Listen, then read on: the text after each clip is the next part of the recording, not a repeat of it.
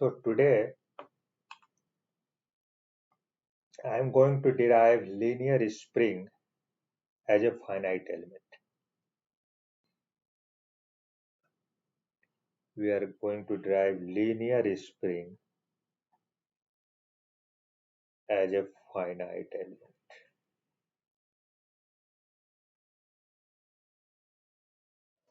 So first define what is the linear spring. What is the meaning of linear spring? So it is a mechanical device. It is a mechanical device which is capable of supporting axial loads.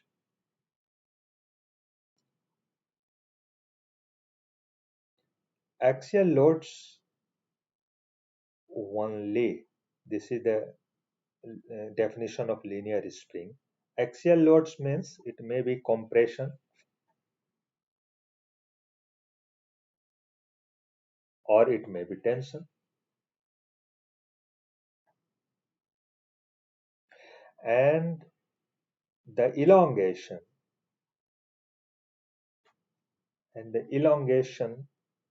or the contraction of the spring, if it is a linear,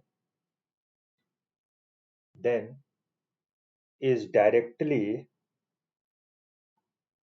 proportional directly proportional to the applied load. If load is F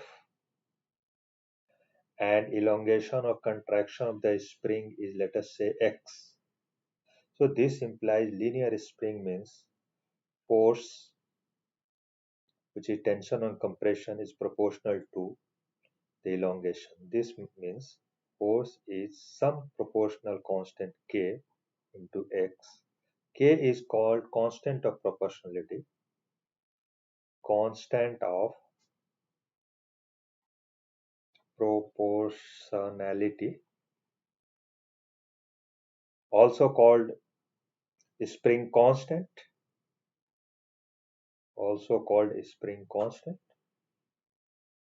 or spring stiffness, spring stiffness. And what is the unit of K? F by X, Newton by meter. So now let us come on representation as a finite element, spring as a finite element. Spring as a finite element. How we write it?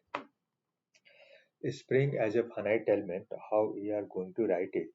We know this is a spring.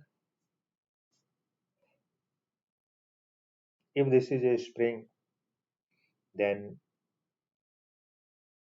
as a finite element, we can write it mathematically. Okay, this is one element 1 with a two node 1 and 2. Node 1, node 2. This point 1, this point 2 is said to be node 1 and node 2. This whole material is now replaced and called as a element 1. This is called node 1. This is called node 2. I am writing the deformation or displacement of node 1 is 1 from this location. From this location, deformation or deflection of node 2 is 2. I am writing this way. If there is a node, node will displace. If there is a node, node will subjected to nodal force, external force, F1. Nodal force F2. I write all in a positive X direction as a convention. So U1 is nodal displacement of node 1. U2 is nodal displacement of node 2. F1 is nodal force acting at node 1, and F2 is nodal force acting at node 2. 1 is the element. So this way we are representing in a case of mm, spring. If a spring, this spring is equivalent to one element. Okay.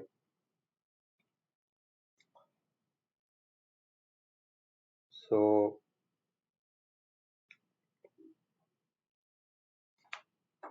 what happens in actual is what happens in actual spring. If you look at this is the actual spring, means I represent as a stiffness. This is the stiffness of a spring. This deformation you have mentioned as a U1, and this deformation is mentioned U2. So net deformation, elongation or deformation is U2 minus E1. So if deformation is U2 minus E1 and definition of spring is like that, force of elongation or contraction is proportional to x, F equal to kx. So therefore we can write, this implies, we can write, so we can write this is a resultant force acting in the spring should be k times delta, k times u2 minus u1. Now come to spring as a finite element. Spring as a finite element. I express this way, this is my spring, and now it become an element 1. This element 1 has a node 1 and node 2. If there is a node, the node will deform. This node will deform. In between there is no material rather than written some equations are there in mathematics. Node is subjected to displacement, node is subjected to nodal force. Node is subjected to displacement, node is subjected to a nodal force. In between, there is no continuous material, only mathematically some equation we will write it. Okay. So if like this is the case, then again I am rewriting for clarity. Okay, this is node 1, this is node 2, this is U1 nodal displacement, nodal force is F1, displacement from local position U2 is U2, and nodal force is F2. This is element 1. So whole element 1 is in static equilibrium. If it is in a static equilibrium, this implies F1 net force must be 0. This implies F1 equal to minus F2. This is condition 1. Whole body is in equilibrium, so every part is also equilibrium. So node 1 is in equilibrium. Node 1 is in static equilibrium. This is also in static equilibrium. This means free body diagram, if a node 1, I take it as a node 1 subjected to force F1. If I remove this node from the contact, some reaction forces comes, and that reaction forces must be equal to the internal resisting force that we have here developed as F equal to K times U2 minus E1. This F, meaning thereby I can write it, net resultant force must be 0, and therefore F1 should be minus capital F, and this implies this nodal force F1, capital F equal to minus K times U2 minus U1. So I write it K U1 minus K U2. F1 equal to minus F2. Therefore, F2 equal to minus F1. Minus F1 minus times means minus times K times U1 plus K times U2. Rearranging these two equations. Rearrange. Rearrange. F1 and F2 I am writing in terms of matrix notation. So it will come to like minus K, K, this U1, U2. The same equation. F1 equal to K times U1 minus K times U2. K times U1 minus K times U2 is F1. F2 equal to minus K U1. F2 equal to minus K U1 plus K U2 plus K U2. These two equation has been clubbed into a matrix notation, and that is called a finite element equation. So symbolically I can write, okay, this is my K matrix and this is my U matrix or delta matrix. Correct?